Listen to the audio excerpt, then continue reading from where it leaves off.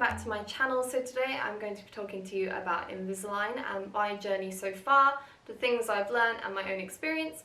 If you like this video, give it a thumbs up, hit that subscribe button and let's get into it.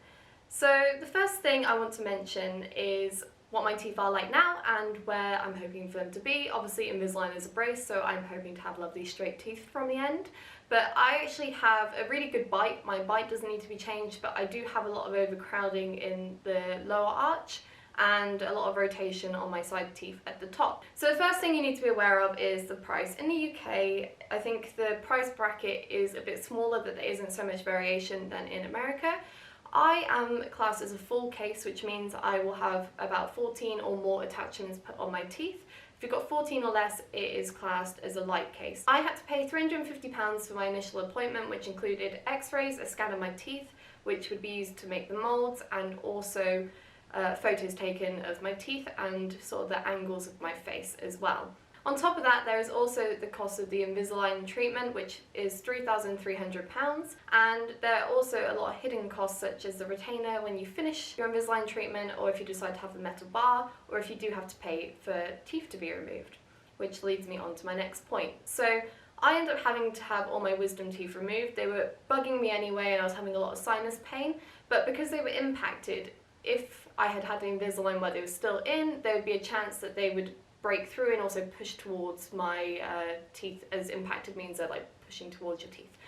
That's something that you may need to either pay for if you're not with an NHS dentist, or in my case I was with a private dentist, but my teeth were so bad that I managed to get it on the NHS. Another thing I haven't seen mentioned too often is that you do actually need to see a hygienist before your first appointment, and the reason for that is the cleaner your teeth, the less crap that is built up on them, the better the Invisalign is going to fit on your teeth, and the easier it will be to move, and it means you're at less risk of cavities and other problems occurring with Invisalign. The time frame is something obviously everybody wants to know. You want it to be as quick as possible and just sort of wake up the next day with lovely straight teeth.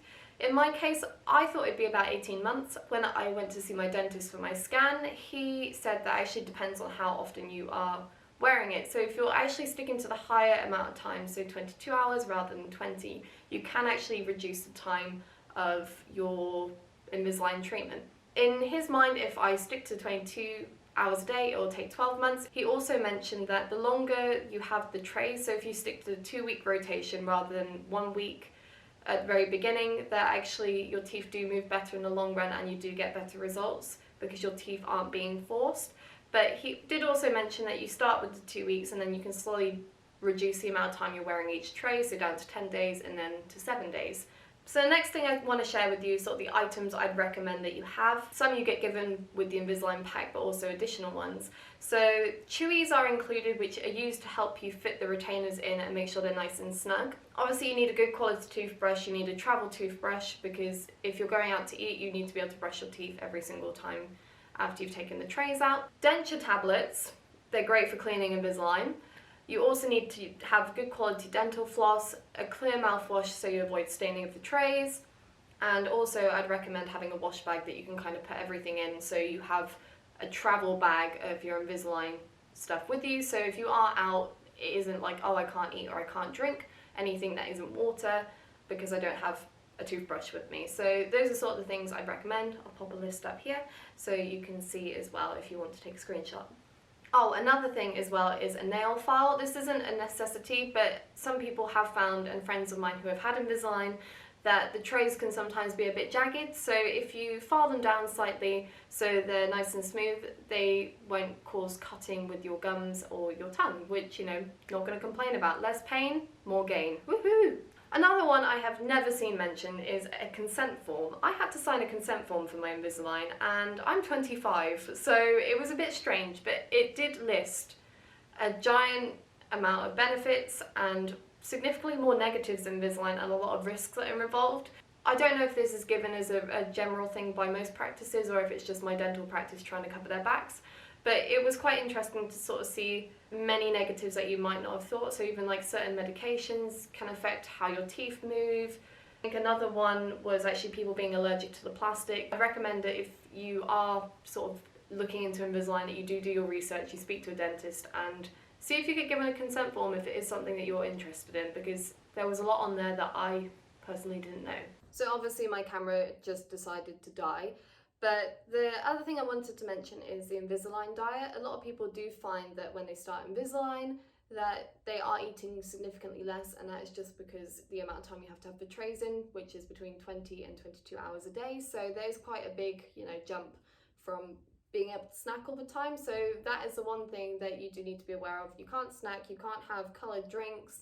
Fizzy drinks are okay if they're clear, but again, you need to avoid anything that has sugar that might cause cavities if it gets underneath the trays. So water is your best bet. I am a big fan of sparkling water, so I'm all good. But yeah, it's something you need to be aware of, is that like caffeine, wine, alcohol, any form of food you cannot have when you have the trays in. And I think that is one thing that might put people off Invisalign, because with traditional braces, you don't have to take them off. You don't have to be so paranoid about your teeth. So that is something to take into consideration. And personally for me, I think that was the hardest one to come to grips with, is actually just not being able to have tea and coffee all the time. And the last thing I want to mention, which I have already covered slightly, is that once you finish your Invisalign treatment, it's not over. You do have to wear a retainer for the rest of your life. Only when you're sleeping. You don't have to walk around with it in 24/7, but your teeth can shift back, and that is something that I don't think many people are aware of, that there is sort of a long-term commitment there, not just the 12 to 18 months it might take for you to have straight teeth, but for the rest of your life. So that's it for my Invisalign video. It has taken me many attempts to try and film this, because the postman came, a car alarm was going off, and I just could not get my words out. So hopefully this video has helped you and I actually managed to get it together in one piece. Let me know in the comments if you're thinking about starting Invisalign, and if you have done Invisalign, what your experience was too. If you like this video, give it a thumbs up, hit the subscribe button, and I will see you next time in my next Invisalign video.